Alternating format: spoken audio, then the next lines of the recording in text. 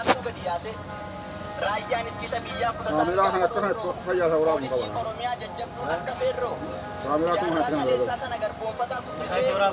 dachee Itoophiyaatti bilisummaa uffise. Gola Itoophiyaa keessa ashirtuuftattuu hari'ee warra dukkanaan lookuutti aduun itti baree waa'ee keenya ni beeku durii kaasee hangarraa garaadhaaf wajju malee teessoof dhabanii jarraa. Kun immoo akkamitti mukni sibiila cabsaa jiraan calliseesaa yereef immoo maddoo labsaa sirna kaleessa kufe kaasanii dhaabuuf yaaluun qe'ee ormaa keessatti akka abbaattuuf ilaaluun akkuma kaleessaatti yoo yaaddan mootii ta'u hirriba keessa jirtu kun akkuun addabdu isa durii utuu kaasne ni caalaan kan baranaa madaa meeqa soobaan nu callisne mee jarana waan meeqa saamaa turteen dachee Oromoo irraa ammas kan isheen kaattuuf galmicha beeknee jirra. Oromiyaa qoodanii Itoophiyaa diiguudhaaf akka jaarraa kaleessaa gola keessa fiiguudhaaf gartuu waan baay'ee godhan kallattii garaagaraan kun waan ta'uu hin dandeenyedhaaf duudha barabaraan qabeenya keenya hatanii bu'aa dhuunfaaf hojjetanii kananii nu jala deebi'anii albuuda keenya saamaa eenyummaa keenya haqanii maqaa isaanii nu waamaa waggaa 27 isaaniif garba taanee bara deebuu yaaddoo kaayyoodhaaf manaa baanee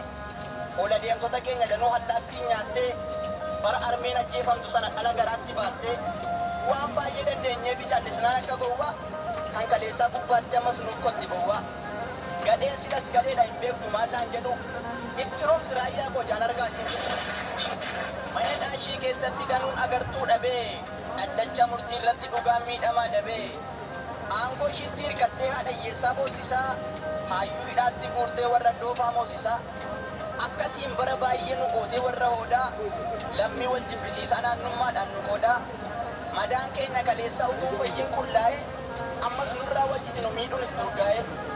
jabaadhoti goota koo raayyaan ittisa biyyaa dhaabbatteen dhaggeeffatiin sareen inuma iyyaa hadhuftu abbaan beete wal jijjiirtee dabare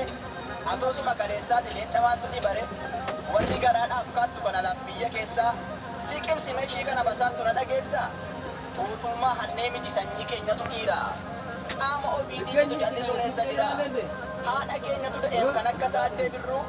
tokkummaa seenaa malee si kadhachuutti hin jirru nuyi mancaa feeboo malee baran qabne gilaashii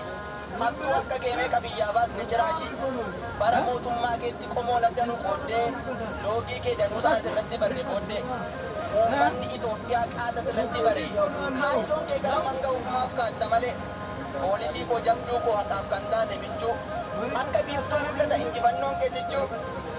jabaadhu yaa poolisiin koo jabaaf dadhabaa biyya ofiif jiraachuun kabaja gaarii qaba yartuun saba shiilaattee yoo sagadde birriidha jabaadhu poolisii koo ejjennoon kee sirriidha daangaa tiksaa jirtu dhiigatu bakka kaa'e lafeen gootaatti cabee lubbuun irratti bahe isa kana kunuunsuuf yoo fiigdu dachaaf gaara kan hatee nyaatee bare diina baay'eetu haara ejjennoon kee sirriidha jabaadhu tiksinadha hin gurgurin amnatti naanaatti isaa waadaan waaqayyo maantii baay'ee gadi jabeettiidha waan irrayyuun caalti karaan kee sirrii taanaan morkattoonni walolu hattoonnis ni cinqamuu gaadidduun kee ittiin tolu galma kee waan beekareessitti cuqqaadhu karaa ati garuu ejjennoo keenya arraba qonnaan dhibeedhanuu kaffaltu subeenyaa jabaa